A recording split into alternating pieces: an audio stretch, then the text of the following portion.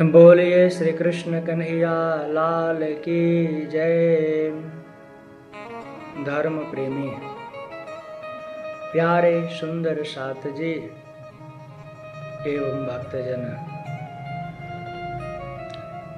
परमात्मा की कृपा आप सभी के ऊपर बनी रहे और आप सभी ऐसे दुखमय संसार के खेल का अनुभव करते हुए तारतम्य ज्ञान को ग्रहण करते हुए परस्पर धीरे धीरे अपने अंतःकरण से संसार के प्रति जो आसक्ति है उसको दूर करते हुए और परमात्मा के धाम के निज सुखों को अपने हृदय में धीरे धीरे ग्रहण करते हुए इस संसार सागर से चलने की तैयारी कीजिए।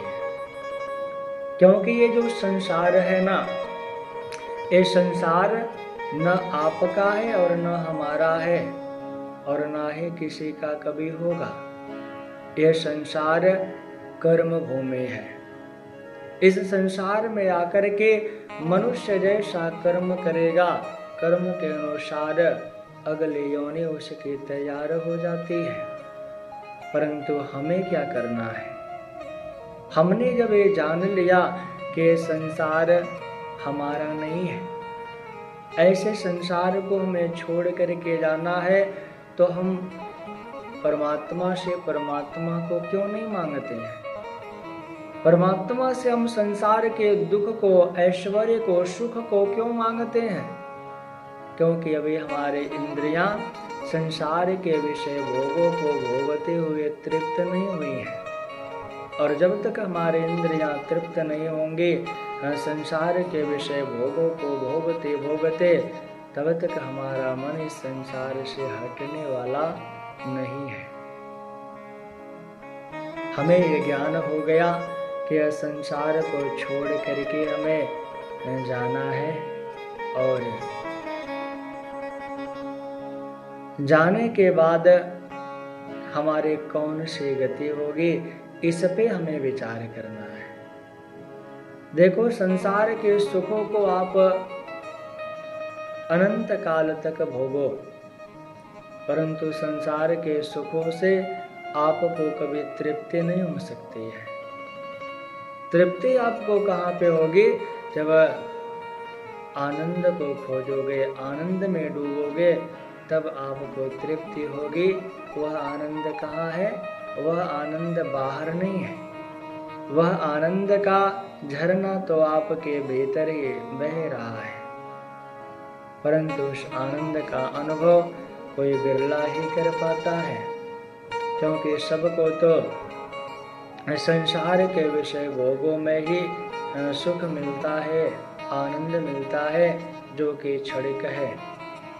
जब अपने अंतःकरण में आप देखोगे ना, तो अंतःकरण में ही उस आनंद का झरना बहता हुआ आपको मिलेगा और आप सदैव आनंदित रहोगे।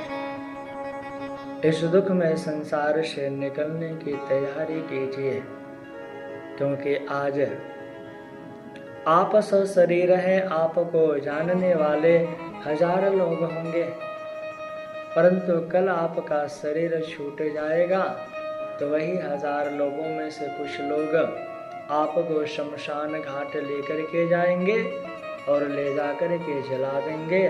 पुनः वे अपने अपने घरों को चले जाएंगे। कुछ दिनों के बाद आप कौन थे ये किसी को याद नहीं रहेगा। इतना तो आप भी जानते हो, हम भी जानते हैं, इसे बताने की आवश्यकता नहीं है। परंतु हम कौन सा कर्म करें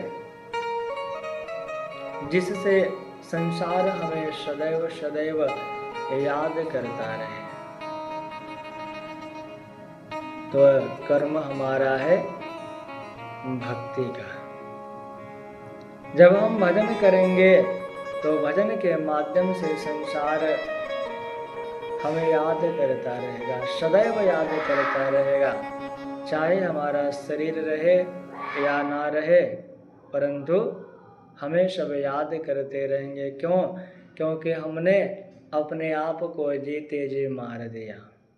जीवत मारिए आपको, कहने का तात्पर्य क्या है? जीवत मारिए आपको, इसका तात्पर्य यह है कि हमने जीते जी अपने आप को परमात्मा के चरणों में समर्पण कर दिया।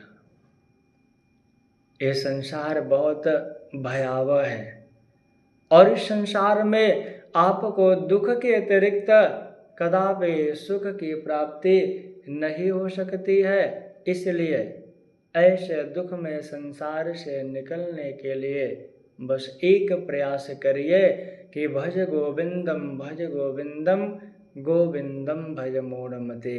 कृष्ण के नाम का गुणगान कीजिए, कृष्ण के नाम को अपने हृदय में धारण कीजिए और कृष्ण नाम रस का पान कीजिए।